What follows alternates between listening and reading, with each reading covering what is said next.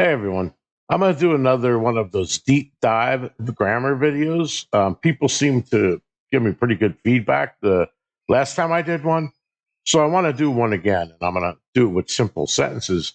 When you were in first grade or so, you started to learn the basics of the English language, including conjunctions.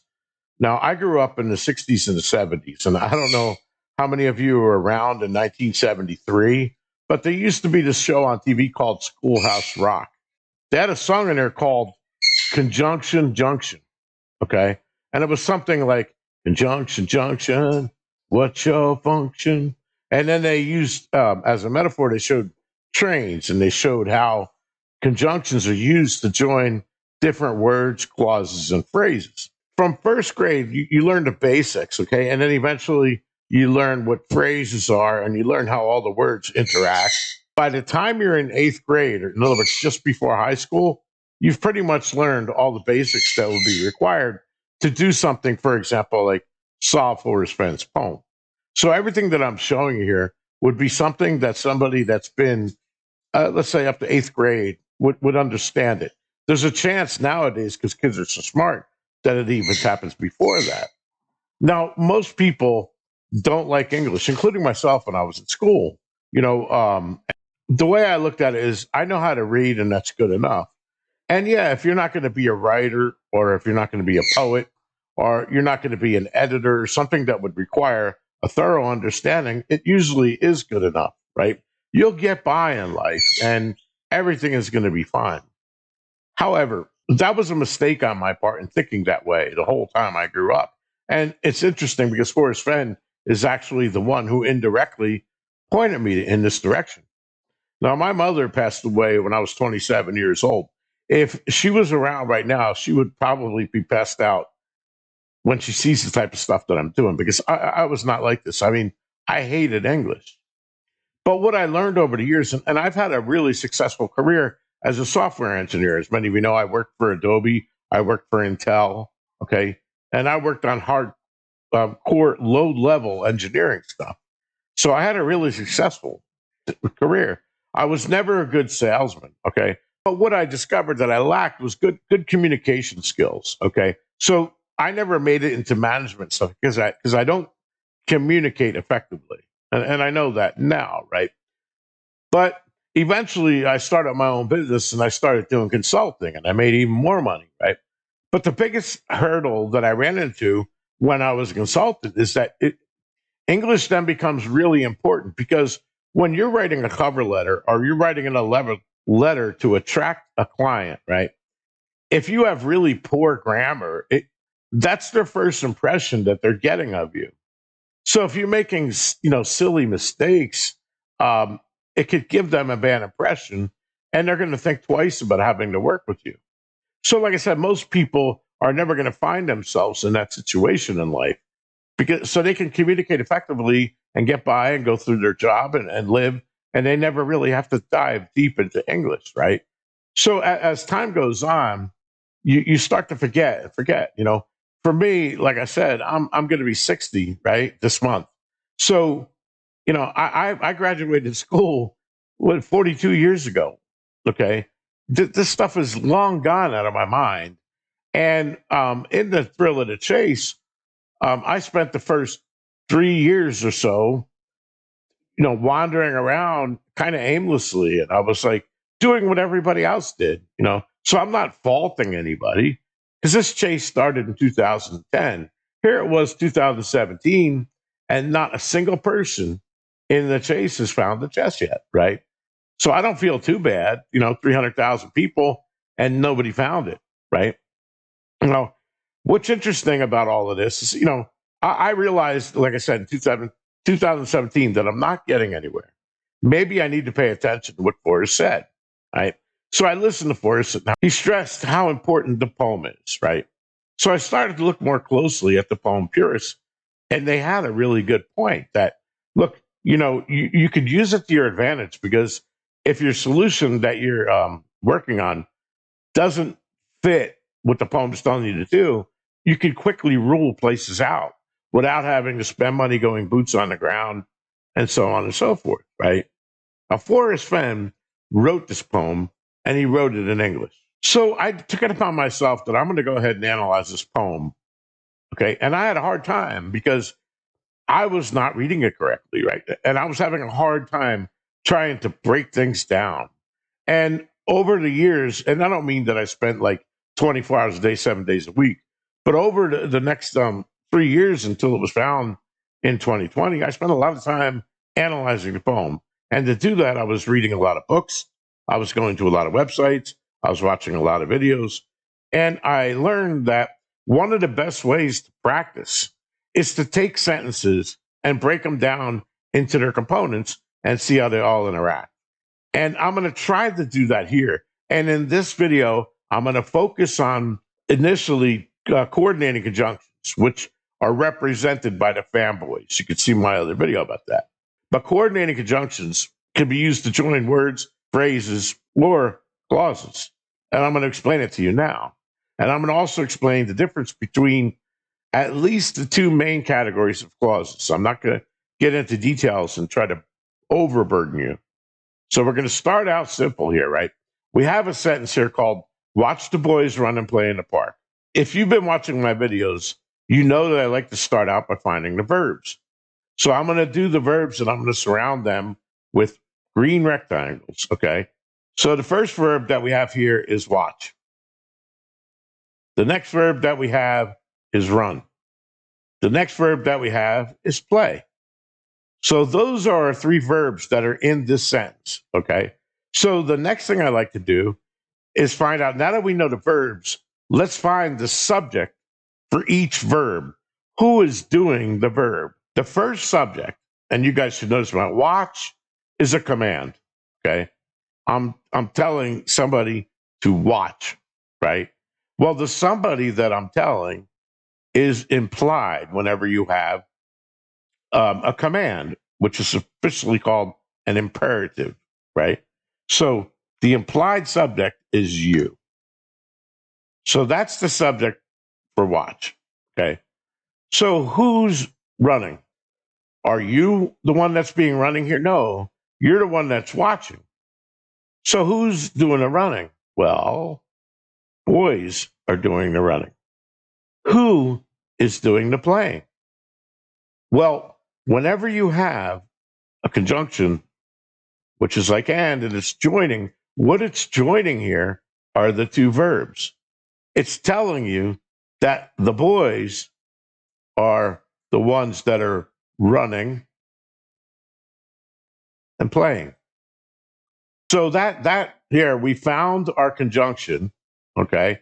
I probably should have underlined it after we did the verbs, but so now we found our conjunction, and we know we've proven that our conjunction is joining these two verbs. And something else that I want you to pay notice to here is that you don't have to repeat the word boys. In other words, you wouldn't say, watch the boys run and watch the boys play in the park.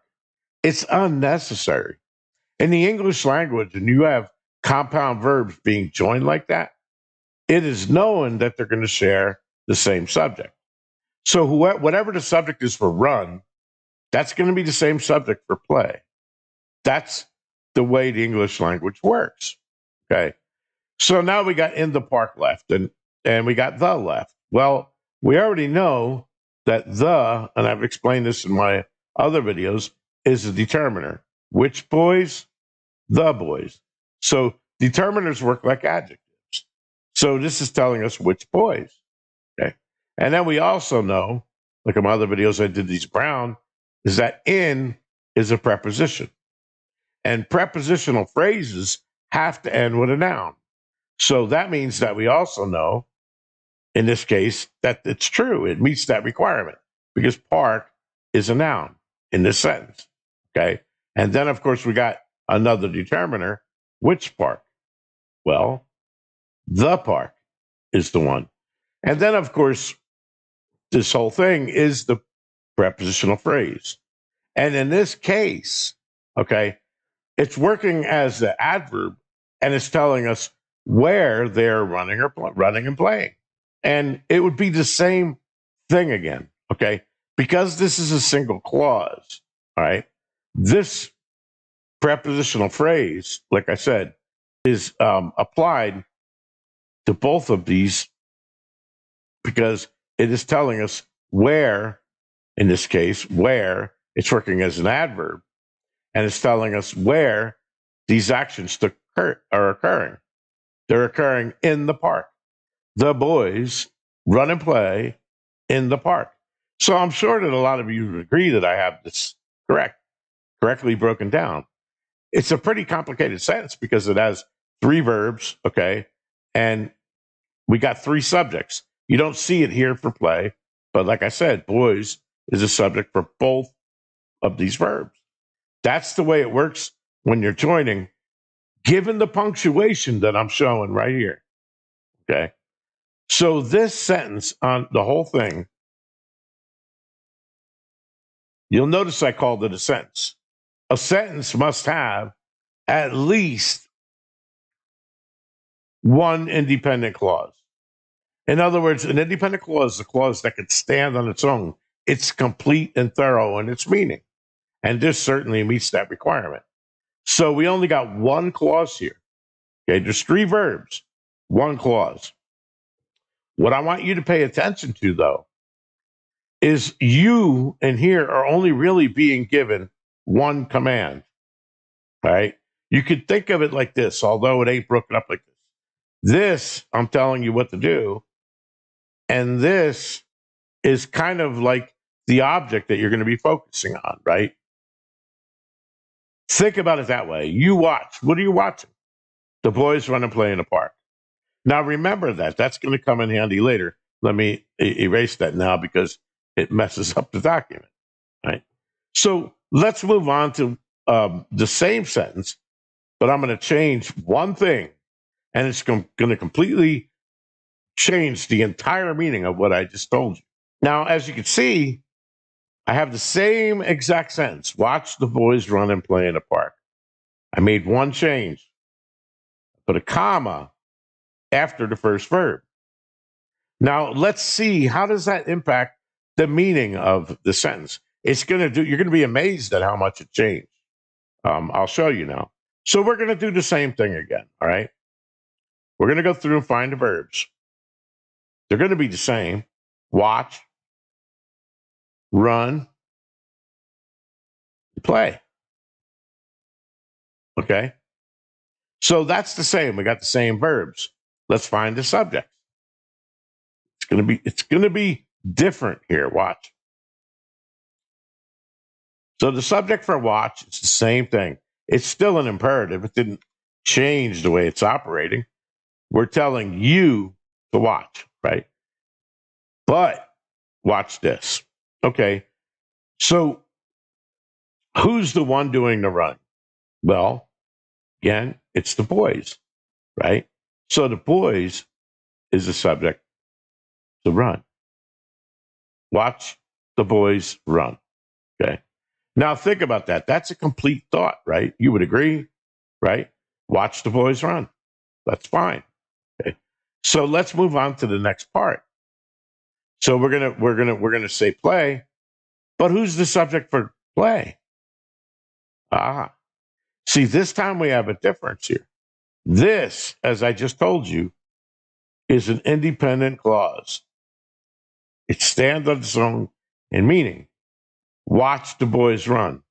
So now remember, after I did the verbs, right, the next thing I did is I found the conjunction. But I noticed that there's a comma before the conjunction. We didn't have that up here. The comma, you can think of it this way, is essentially separating the two verbs. They're not part of the same unit anymore because there's a comma after the first verb. That means that essentially what is coming after here is probably, and in this case it's another independent clause. Like I said, I can go to you and say, play in the park. It's no different than me going to you saying, watch the boys run.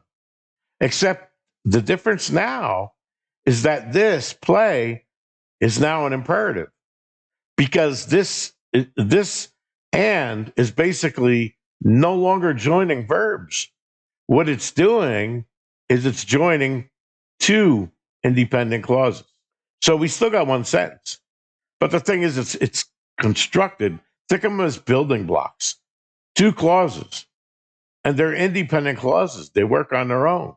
By the way, I didn't explain the here because you already know that which boys, the boys, okay? And this is still a preposition, but check this out. Okay, so in is the preposition, the is a determiner, which part, the part. This part is all the same, right? And of course, park is still a noun. This is still working as a unit, it's functioning as a prepositional phrase.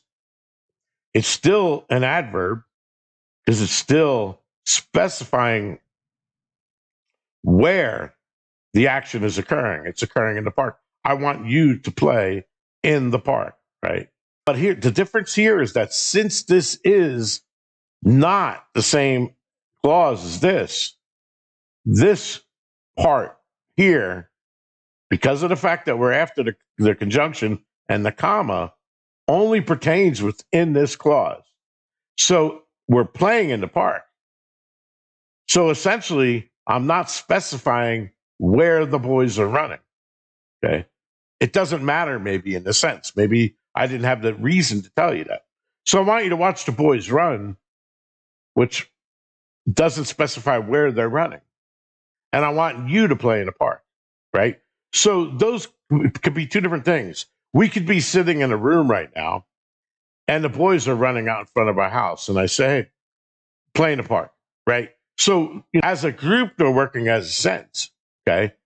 And I'm telling you two things here, but they are made up of two separate clauses. That's basically how clauses interact. And this is the reason why commas matter. As you can see, this sentence is completely different than the one above it. And the only reason why is because of this comma. Commas are very powerful because they're used for many reasons. They're not just there to pause. They're helping break the sentence up into logical components. And the key to determining why it's there is to look at what it's surrounded by. And in this case, we have and. And anytime the rule, whenever you're joining two independent clauses, they need to have a comma and the word and, or but, or yet. So any of the fanboys needs to be in this position, and you need the comma right there. That's a grammar rule. And Forrest Fenn incidentally followed that rule in the poem. But these are two independent clauses. Remember that, because there's a difference when we get to dependent clauses. So I'm going to go ahead and erase this now. So if you want, you can pause it, take a screen capture, whatever you want to do. I'm going to erase it for now, because now we're going to see how things could change if you have what's called a dependent clause. Okay, so here I have another sentence, and this one's going to be different. You'll see in a moment. But we're going to go through and do the same thing like we did before. We're going to use the same exercise. We're going to find the verbs. First verb is bought. Second verb is was. Now, right off the bat, I just want you to take notice that bought is being used as a transitive verb. In other words, it's describing something that you did, which requires an object. Okay, like, I hit the ball. The verb, when it's being used that way, the verb hit requires a direct object, right? Because it's operating on a direct object. Now, the verb was is a stative verb. It's describing something, a state of being. It's comparing the subject to what's after it. You can think of it that way. And you have different ones. They're called to be. So be is one, but is, are, was. It really depends on the tense, but there's many different verbs that take on that form. It really depends on how they're working within the sentence, right? I'm pointing that out now, and you'll see why in a moment. So now we're going to go ahead and find the subjects. Okay. We is the subject. Who bought? We bought. That was pretty simple, right? Okay. Who was defective or what was defective, right? Well, one was defective. One, in this case, is being used as a pronoun. I know one can be the number one, but one can also be a pronoun. In other words, our car, we got into an accident with our car, so we bought a new one. In that sentence, one is behaving as a pronoun and it's taking the place of the car. So you wouldn't repeat yourself. You wouldn't say, we got in an accident with our car, so we bought a new car. You can say that, but in order to look a little bit more professional, you would probably replace the second one with a pronoun. That's the whole point of, pronouns, so that you don't have to have repetitive speech. All right. So those are our subject. What was defective? In this case, it's one was defective. One. In other words, our old television was defective. So let's continue now. Like I said, bought requires a direct object, which has to be a pronoun or a noun. And that could be in the form of a phrase, right? So this whole thing, a new television, is the object. We bought. We bought what? A new television. Now, technically, the way it really works is television is what we bought. We bought television. But there's determiner in here. A. Which television? A television. It's not specific. I'm not telling you a specific television, just any television. We bought one. It's not important in the sentence, right? So I don't have any reason to tell you more details about it. So I didn't say like a new Sony television. I just said a television. Now, new, of course, is describing what kind of television. Did we buy an old one? Did we buy a new one? So this adjective, again, is describing the television. What kind of television? A new one. So what we have is a new television. They're both modifying television. This whole thing here is operating as a unit, and it is the direct object of bought. We bought what? A new television. All right. So now let's go to this old verb before. I told you that was is a to be verb. A to be verb doesn't take an object, okay? Because it's doing comparison. It's telling you the state of the subject, okay?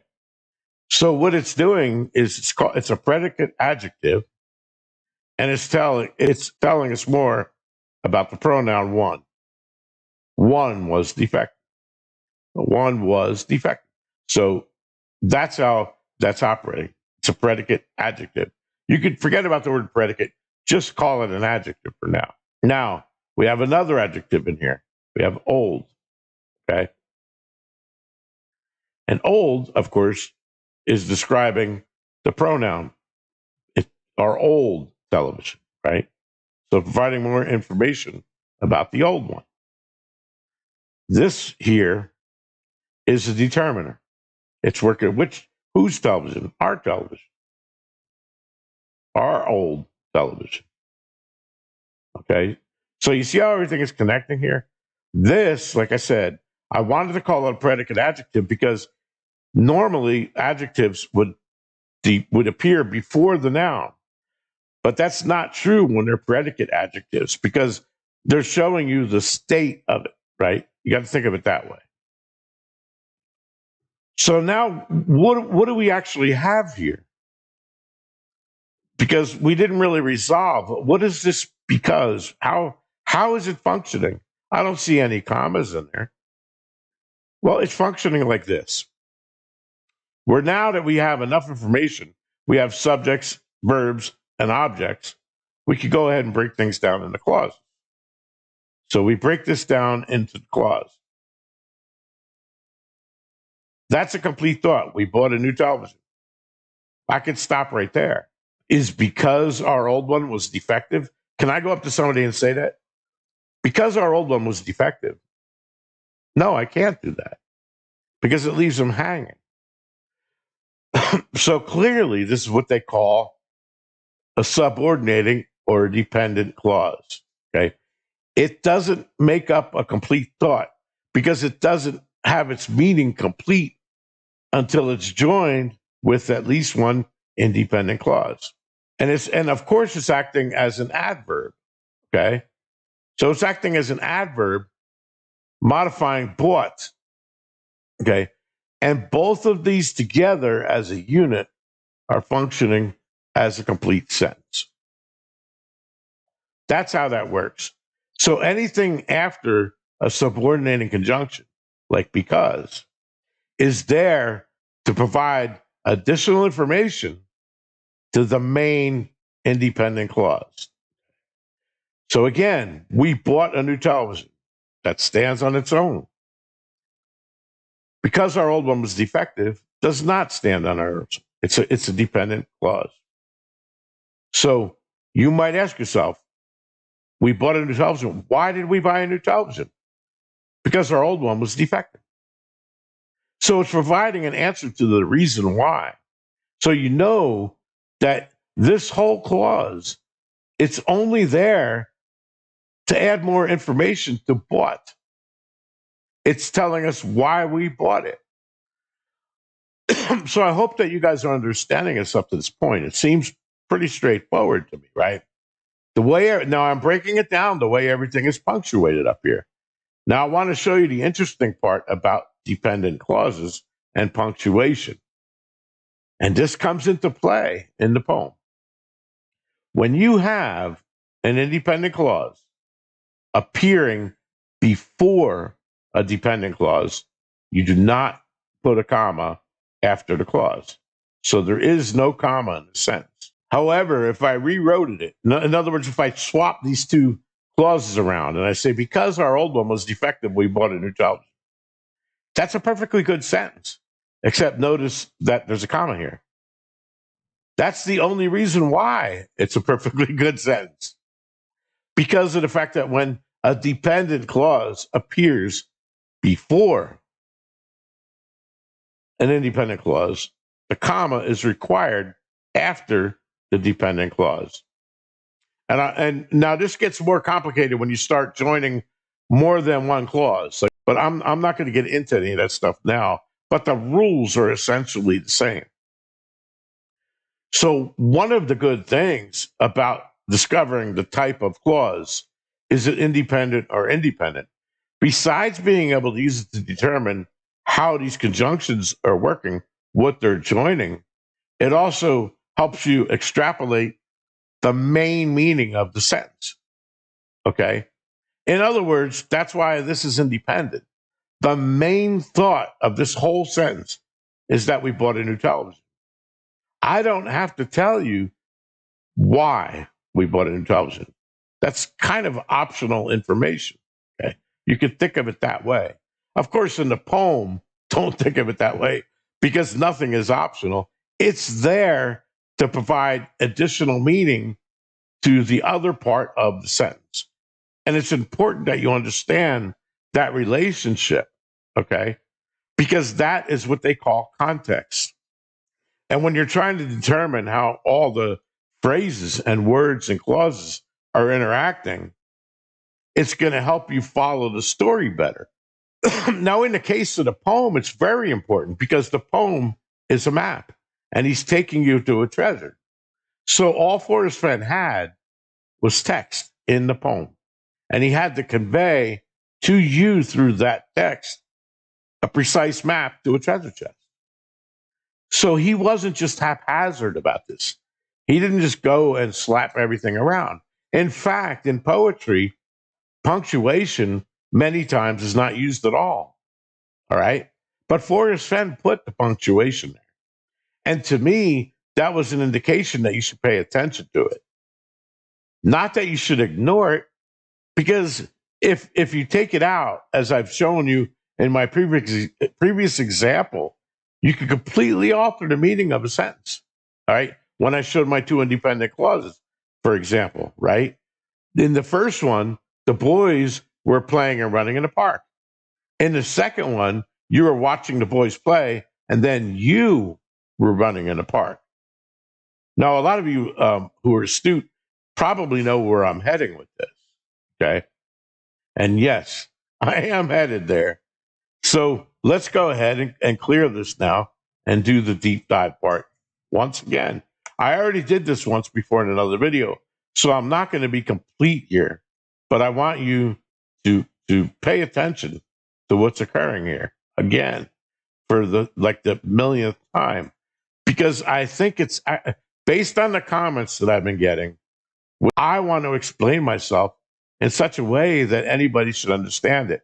And don't feel bad if you were reading it wrong, because I was too long time ago. Right? I mean, until I took the effort to actually learn it. And like I showed you, I had just proved to you that one comma could completely change the meaning of a sentence.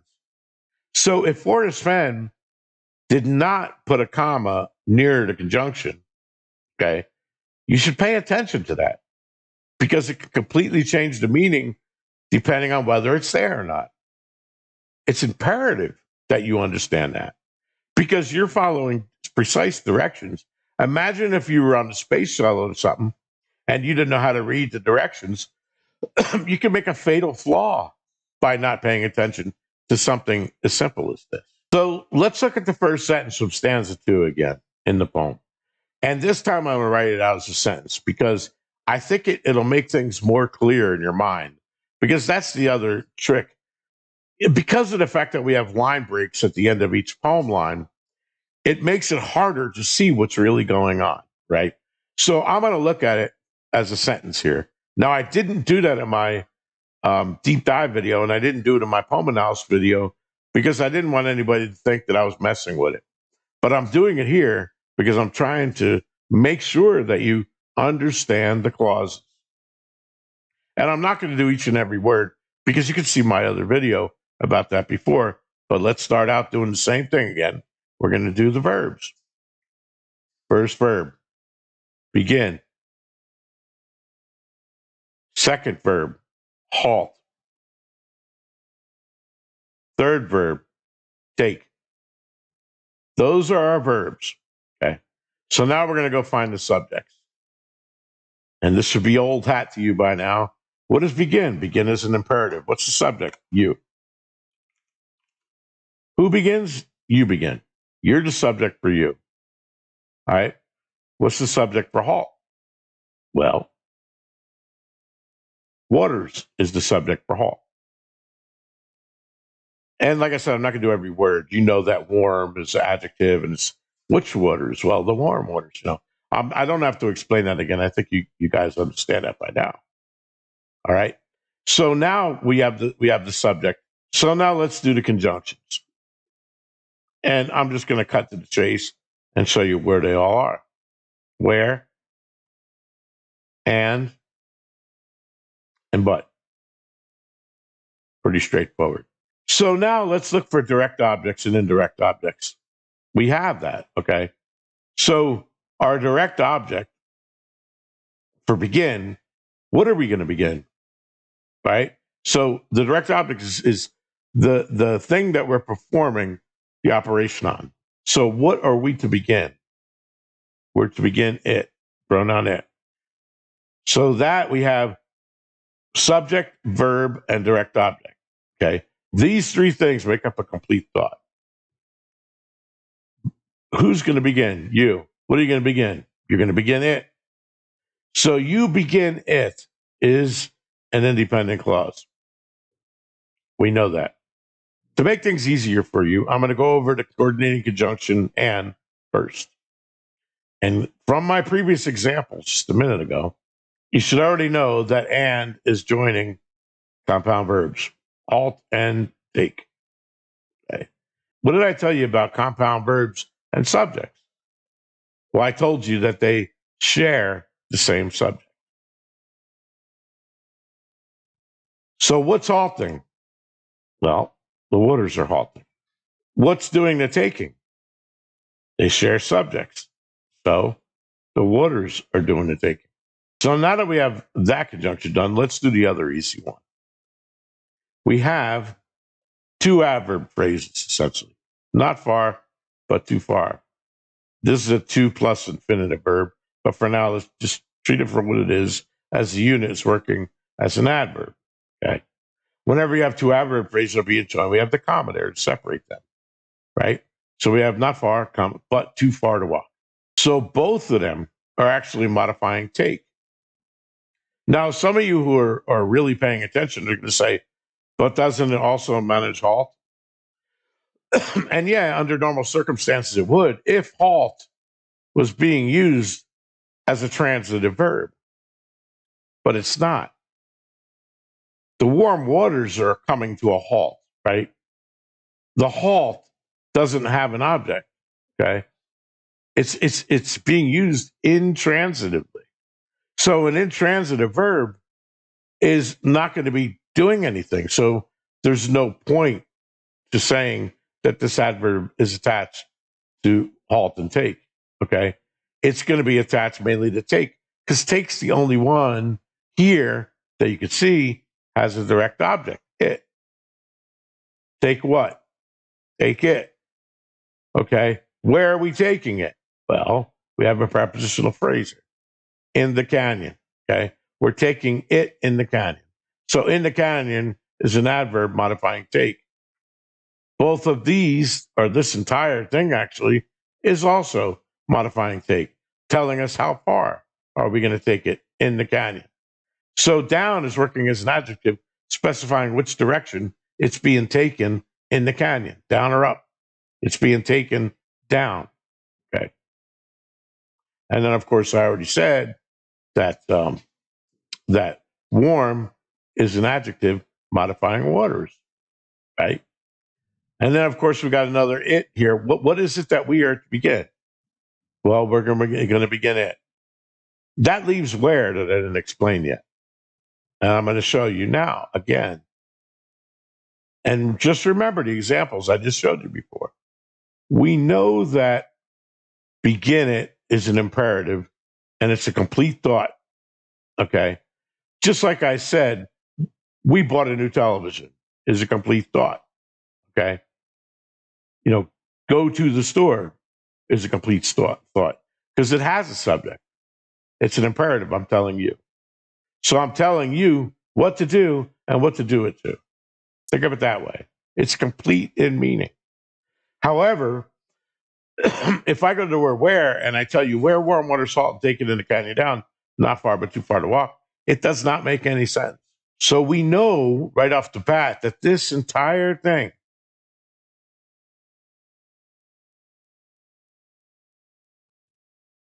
is a dependent clause. And it's working as an adverb, modifying begin, telling us where to begin.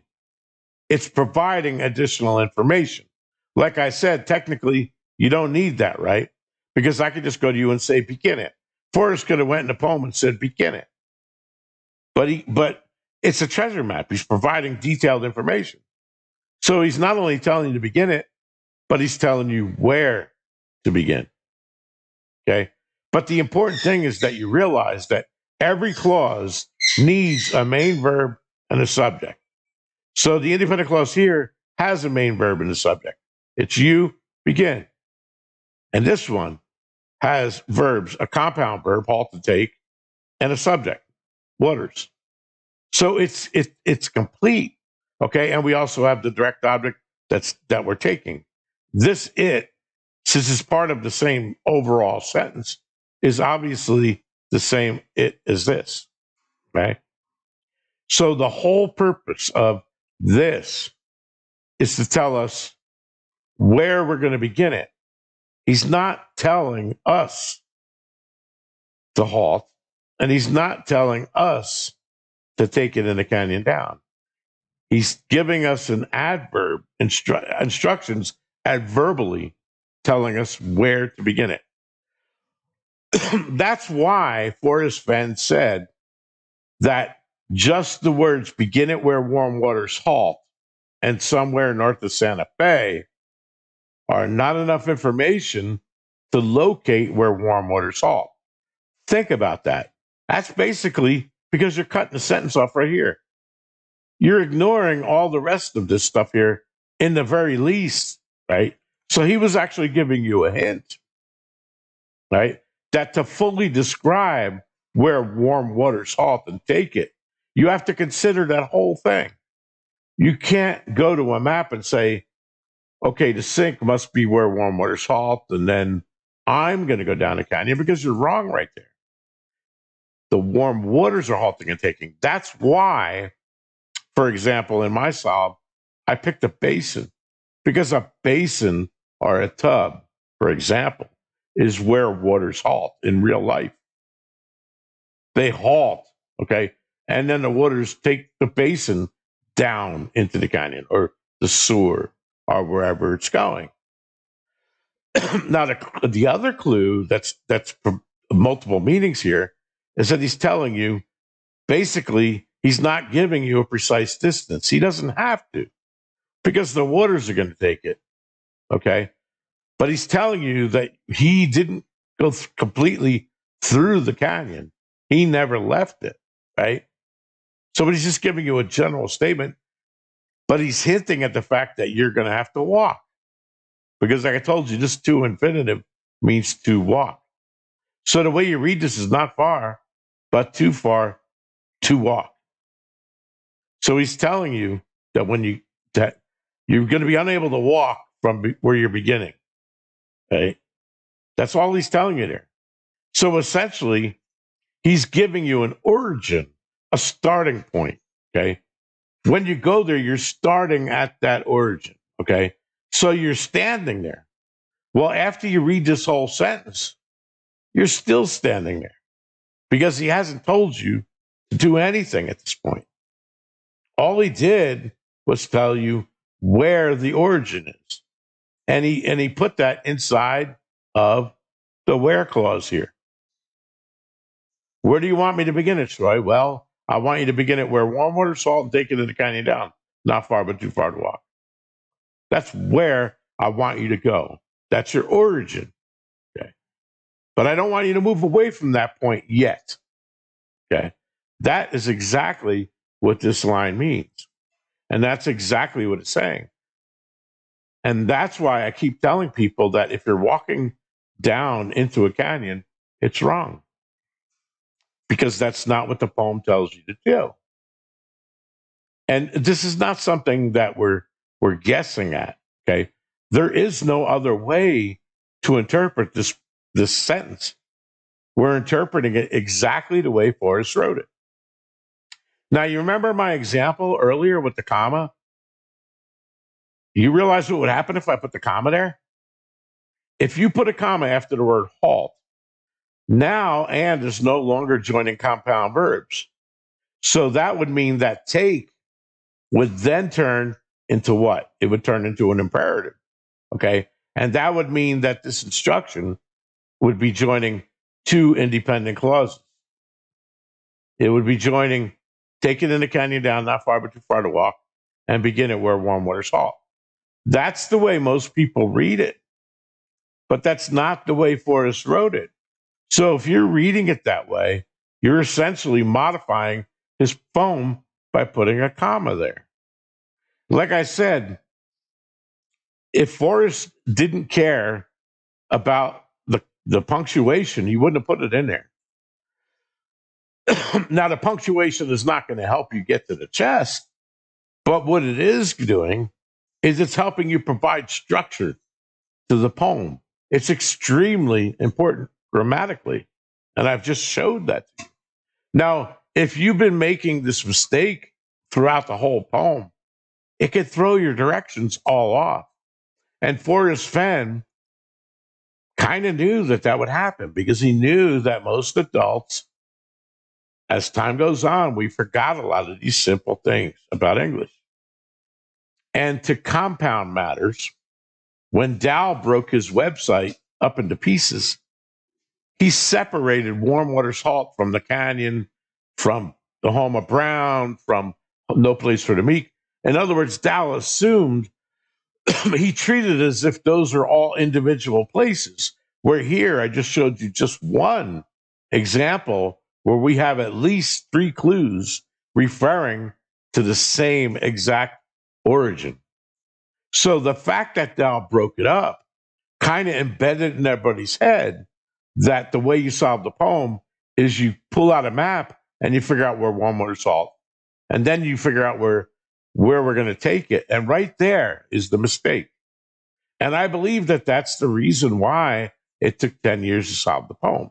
Now, I want you to think about this for a moment. Jack, he's a 32-year-old guy, right? And we could joke about him all day long, but what did he do for part of his life as a living? He was a writer. Do writers understand English? Perhaps. I would imagine so, right?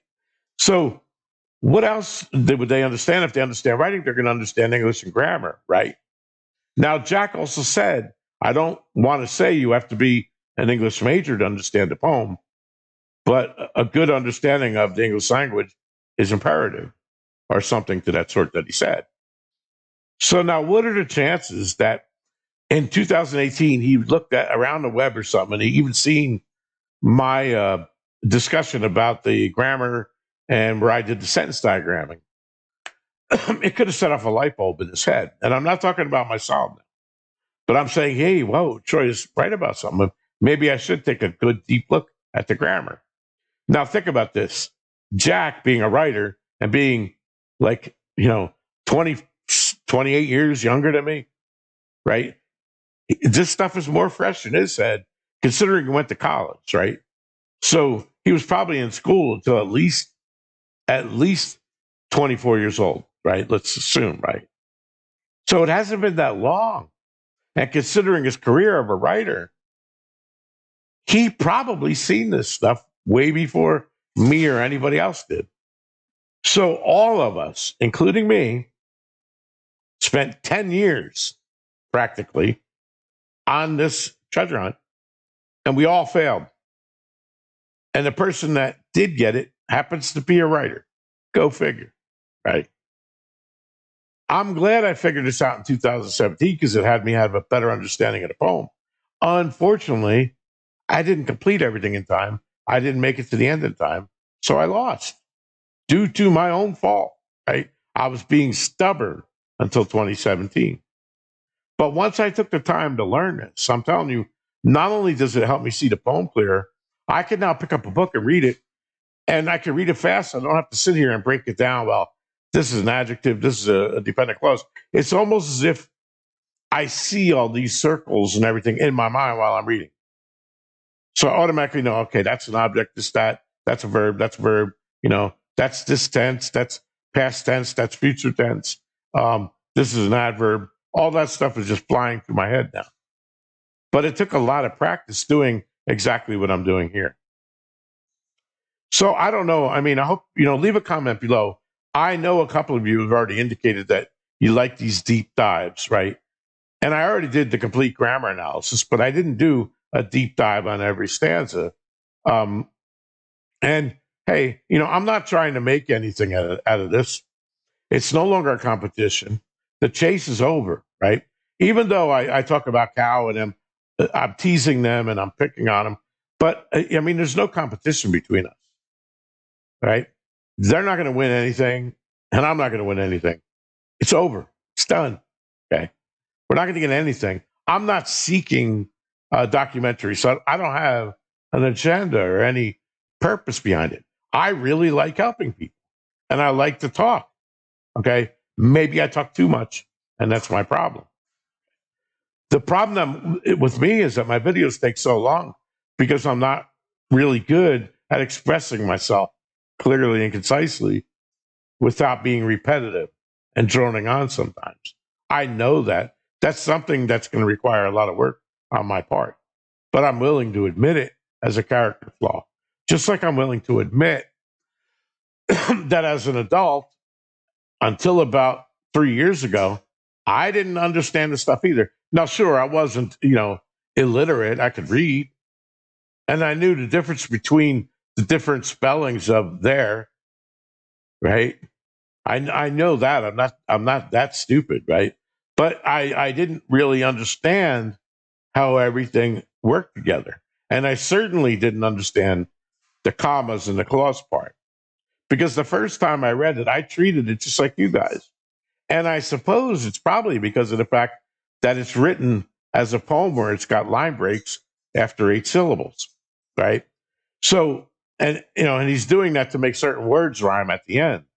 But even though he did that, that doesn't mean that you should ignore the grammatical function of all of these words. So sometimes it's helpful to rewrite a stanza into sentences so that you can break it down like this. I'm telling you to, do this on your own time. You're really going to be surprised. And a lot of times you're going to run into conditions where you're going to say, well, what about this? Can that also mean that? Are you going to say, well, why, something about the comments? If you got any questions, just ask me and I'll try to help you. I don't have no problem with that. This is the kind of discussion I like to see because it benefits anybody that watches my videos. Whether you're on the chase or not, don't matter, right? So I'm just trying to help people out there. I'm not doing this to promote my solve. I'm doing it to help you. There is a good chance that my solve is wrong. And maybe by me showing you this, somebody's going to point something out to me and say, yeah, but Troy, you did get the grammar right, but in your solve, why didn't you consider this? Because you even pointed it out as being correct grammatically, and yet you ignored that or whatever, something like that, And certainly if you see a mistake in my grammar interpretation, let me know. I mean, I'm human, I make mistakes, but I'm just going to let you know up front that this is not something that I'm just throwing out there. I'm going to push back, especially if you don't tell me why you believe. In other words, don't just say it's wrong. It's not working that way. I'm supposed to take it. I want you to go through the same trouble that I did and make a video or do whatever you can do, but write it up and explain to me grammatically how you came to that conclusion. Okay. If you're not willing, I'm putting a lot of time in these videos. I'm not going to just blow everything off because somebody makes, a snarky remark, right? If you do that, I'm just going to block you on the channel. I don't need that shit. I don't care how many followers I got. I'm not trying to build a business here. I'm only trying to help people. And I give a rat's ass how many subscribers I have. I don't care. Okay. But what I'm also not going to accept, like I said, is comments that don't try to back themselves up. Because you're essentially telling me that I'm not worth the time for you to have to explain it to me. And my answer to you is basically fuck you. Honestly. I mean, because I'm not gonna deal with that, right? I'm not gonna have somebody insult me like that after I'm putting a lot of effort in here for absolutely nothing in return. Right? I couldn't ask for super chats if I wanted to, because I came in 1 month after they changed the rules. I think like when Kyle Lazar's got in, you only needed 500 subscribers. Well, then you need 1,000 then, right? And then I don't have no problem meeting the view requirements. I have almost 250,000 views. I have to meet those. I get 4,000 views every month easily. But it's the problem that I'm having is just, but I don't worry about it because like I said, I'm never going to do all of that super chats a lot. I have no intentions of taking this channel anywhere beyond the chase. I have 2 other channels that I do. One of them is for educational purposes, okay? And the other one right now is for gaming. Actually, technically I have 3 because one is also for the business that my wife and I have. But we don't, right now the business is kind of on hold due to health issues, so we didn't really do anything with it. But those are the channels I'm interested in building.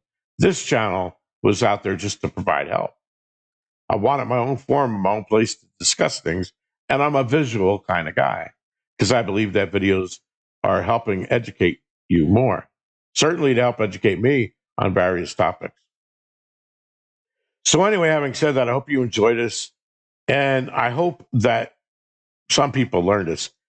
And honestly, like I said, if you're going to look at this and still tell me that you go down the canyon, go fuck yourself and just get out of here because I'm not going to deal with it anymore. The chase is over.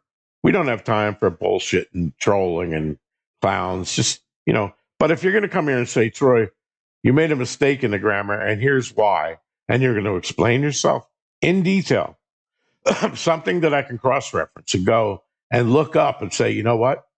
He's right according to the grammar rules. I'm wrong. But if you're not able to do that, then don't even bother. Don't even bother because I'm gonna shoot it out because I have a lot of time invested in this.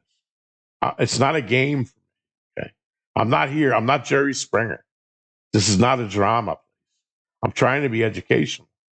What I'm really hoping is that some of the other channels do what I'm doing. I would love to watch their video interpretation of the poem. If they do the same effort that I did and break it down, and then I could go and look at their video, and then I could go online or wherever and see if what they're telling me is true. Because collaboratively, if we hit on each other like that, we could come up with the real solution, I believe. And if we could really solve this poem, to me, that is awesome. That is, knowing the location is not enough for me. I don't care about the location. I want to know how Jack arrived at that location. Okay. And I don't believe Jack knows the solution. And until he tells us one, he's only the finder. He's not the solver. And I don't mean that legally. Like what I'm saying is, I'm not trying to say that the solver is the one entitled to the treasure. Hardly, I'm not saying that at all. Because if you put your solve out there in public and Jack took it, well, then that's your fault because you knew that you had run that risk when you put it out there in public. So you're not legally entitled to the chest. The only thing I'm saying it for is it would be nice to get closure and confirmation so I could find out how close I was. So anyway, have a good night. Peace.